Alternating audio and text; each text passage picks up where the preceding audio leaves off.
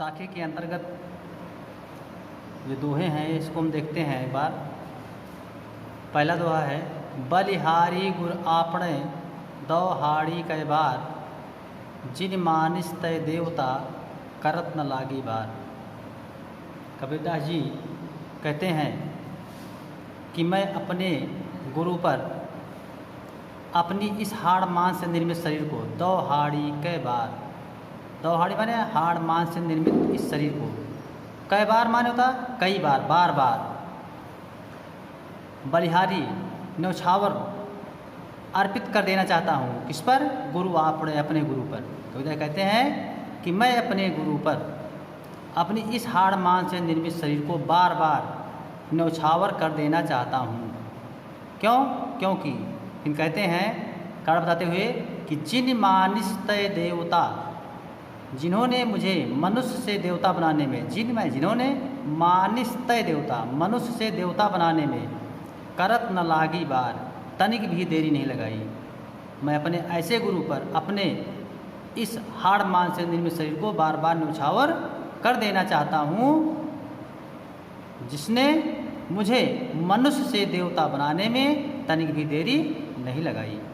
दूसरा है, सतगुरु की महिमा अनंत अनंत किया उपकार, लोचन अनंत उघाड़िया अनंत दिखावनहार। अपने गुरु की महिमा का वर्णन करते हुए कबीरदास जी कहते हैं कि सतगुरु की महिमा अनंत है, अपार है। अनंत किया उपकार, और उन्होंने मेरे ऊपर अनेकों उपकार किए हैं। सतगुरु की, मेरे गुरु की महिमा अपरंपार है, अपार है, अनंत है, और जिन्होंने मुझ पर अनेकों उपकार किए हैं। लोचन अनंत उघाड़िया, उन्होंने मेरे आंतरिक दिव्य दृष्टि को, जिसे कहते हैं आंतरिक दृष्टि को अर्थात दिव्य दृष्टि को खोल दिया, उघाड़ दिया, खोल दिया, मेरे दिव्य दृष्टि को खोल दिया, और अनंत दिखावनहार, और जिससे मुझे ईश्वर के विराट रूप का दर्शन हो पाया। फिर आगे कहते हैं तीसरे में, दीपक दिया तेल भर, बाती दई अघट, पूरा किया विसाउड़ा बहुत ने हावहट। अपने गुरु की महिमा का, गुरु की महत्ता का वर्णन करते हुए कबीरदास जी कहते हैं कि मेरे गुरु ने क्या? दीपक दिया तेल भर। इस ईश्वर ने मुझे क्या दिया?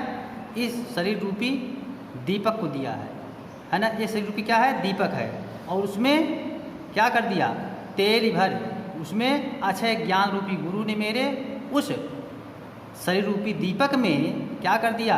ज्ञान रूपी तेल को भर दिया, जिसके और बाती दई अघट, और उसमें अक्षय ज्ञान रूपी बत्ती को लगा दिया। अक्षय ज्ञान रूपी, जो अक्षय ज्ञान इसलिए कहा गया है कि अक्षय माने होता है जो कभी नष्ट ना हो, जिसका नाश ना किया जा सके, उसे अक्षय कहते हैं। ज्ञान ऐसी अक्षय वस्तु है जो कभी नष्ट नहीं होती है, बांटने से सदैव बढ़ती ही है। इसीलिए कबीरदास ने इसको अघट कहा है।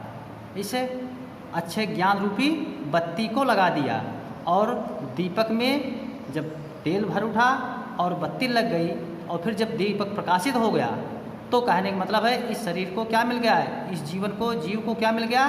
ज्ञान प्राप्त हो गया। पूरा किया विसाउड़ा, जिसके कारण वो शरीर रूपी दीपक की ज्योति जब चारों तरफ जगमगा गई, अर्थात इस जीव को जब ज्ञान की प्राप्ति हो गई, तो उसे वास्तविक सच्चाई का पता चला कि ईश्वर ही सब कुछ है। ईश्वर के अलावा इस संसार की समस्त वस्तुएं नाशवान हैं, व्यर्थ हैं, कोई मतलब की नहीं है। इसलिए पूरा किया विसाउड़ा, उसने जब ज्ञान की प्राप्ति उस जीव को हो गई, तो पूरा किया विसाउड़ा। विसाउड़ा माने हुआ जीवन मरण से मुक्ति। इस जीव को जीवन मरण से क्या हो गई?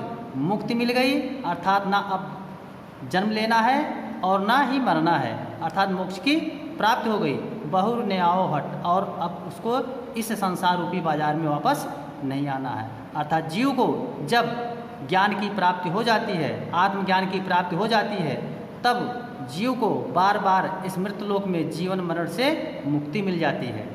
आगे फिर कहते हैं, बूढ़े थे पर ऊबरे, गुरु की लहर चमक, घेरा देखा झरझरा उतर पड़े भरंग। गुरु की महिमा का वर्णन करते हुए कबीरदास जी इसमें कहते हैं कि मैं इस संसार सागर में डूब जा रहा था, संसार रूपी सागर में बूढ़े थे पर ऊबरे, डूब जा रहा था लेकिन बच गया। कैसे बच गया? गुरु की लहर चमक, मैं डूब ही जा रहा था कि गुरु के द्वारा बताए गए दिए गए ज्ञान रूपी लहर क्या हुई? चमक गई, अर्थात मुझे ज्ञान का प्रकाश चारों ओर मेरे हृदय में प्रकाशित हो गया। तो मैंने देखा, क्या देखा? कि भेरा देखा जर्जरा, यह संसार रूपी सागर में जो ये शरीर रूपी क्या है? भेरा है, नाव है, ये अत्यधिक जीर्ण शीर्ण और पुरानी हो गई है। इसलिए मैं क्या किया? उतर पड़े फरंग, फट से मैं तत्काल तुरंत ही वह टूटी फूटी नाव से कूद के अलग हो गया, अर्थात डूबने से बच गया। अर्थात अगर गुरु का ज्ञान मुझे प्राप्त ना हुआ होता तो मैं इस संसार रूपी सागर में डूब जाता। आगे फिर कहते हैं, चिंता तो हरि नाव की और न चिंता दास, जे कुछ चितवय राम बिन सोई काल की पास। कबीर कहते हैं चिंता तो हरिदास हर नाव की, कहते हैं जो ईश्वर के सच्चे भक्त होते हैं वो किसका चिंतन करते हैं? केवल ईश्वर का चिंतन करते। चिंता तो हरि नाव की, जो वास्तविक भक्त होते हैं, ईश्वर के भक्त होते हैं, वो किसका चिंतन करते हैं? ईश्वर के नाम का चिंतन करते हैं। और न चिंता दास, उनके जो दास होते हैं, उनके जो भक्त होते हैं ईश्वर के, वो अन्य किसी का चिंतन नहीं करते। जो कि जे किसी चितवय राम में, जो ईश्वर रामचंद्र जी के अलावा अन्य किसी वस्तु का चिंतन करता है वो सोई काल की पास, वह काल रूपी मृत्यु रूपी बंधन में बंध करके चला जाता है, अर्थात उसको कुछ भी प्राप्त नहीं होता। आगे फिर कहते हैं ज्ञान की महत्ता का वर्णन करते हुए, तू करता तू भया मुझ में रही न हूँ, बारी फेरी बल गई जित देखो तित तू करता, तू कह रहे हैं ईश्वर का नाम लेते लेते मैं ईश्वरमय हो गया। तू करता, ईश्वर का नाम लेते लेते मैं ईश्वरमय हो गया। और मुझ में रही न हूँ, मेरे अंदर का अहंकार दूर हो गया। जब मैं ईश्वरमय हो गया तो मेरे अंदर का अहंकार दूर हो गया। मुझ में रही न हूँ, मेरे अंदर का सारा अहंकार स्वतः ही नष्ट हो गया, दूर हो गया। और जब मैं ईश्वरमय हो गया तो बारी फेरी बल गई। जब मुझे ज्ञान की प्राप्ति हो गई तभी तो मैं ईश्वरमय हुआ। ज्ञान की प्राप्ति के पश्चात ही व्यक्ति ईश्वरमय हो सकता है। उसी का वर्णन करते हुए कहते हैं कि मैं ईश्वर का नाम लेते लेते ईश्वरमय हो गया और मेरे अंदर का अहंकार दूर हो गया। और जब ज्ञान रूपी प्रकाश मेरे हृदय में फैला, अर्थात मुझे ज्ञान की प्राप्ति जब हो गई तो मुझे मोक्ष की प्राप्ति हो गई।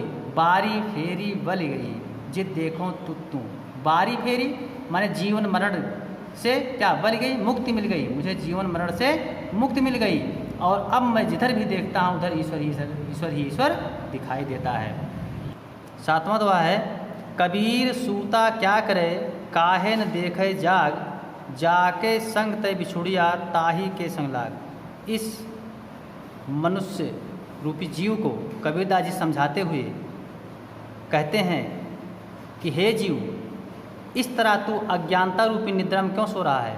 कबीर सूता क्या करे, तू इस अज्ञानता रूपी निद्रा में क्यों सो रहा है? क्या कर रहे हो?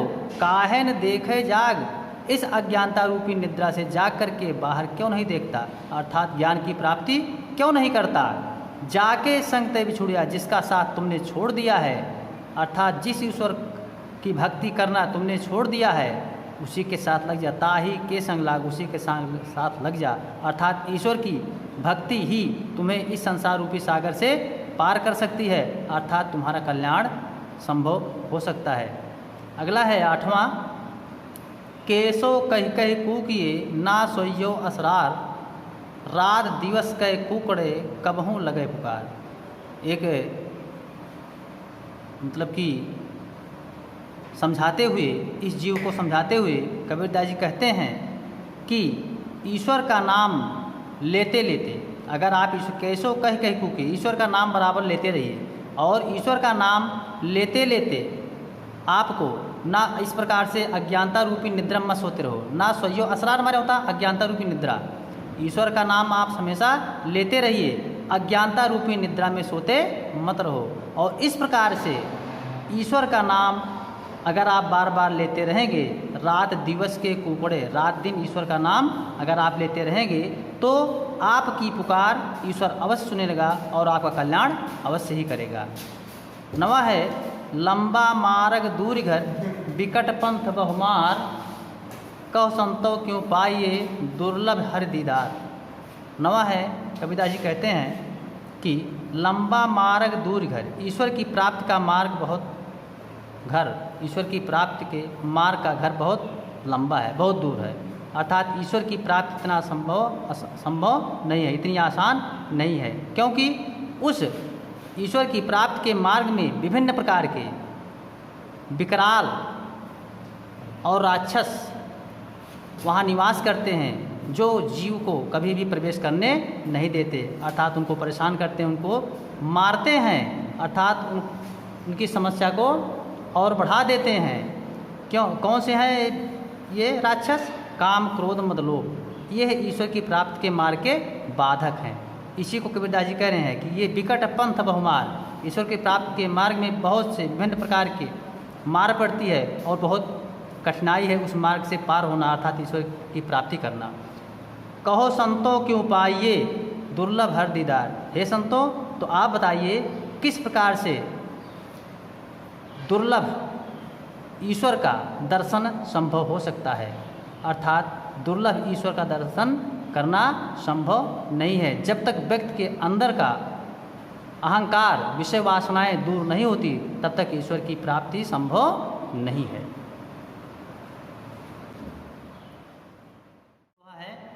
यहाँ तन जारो मश करो लिखो राम की नाव, लेखड़ करो करंग की लिख लिख राम पठाओ।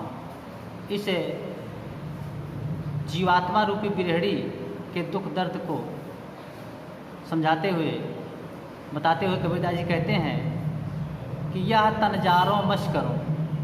बिरहड़ी आत्मा कहती है कि शरीर को जला करके स्याही बनाओगे, लिखो राम की नाव, लेखड़ करो करंग की।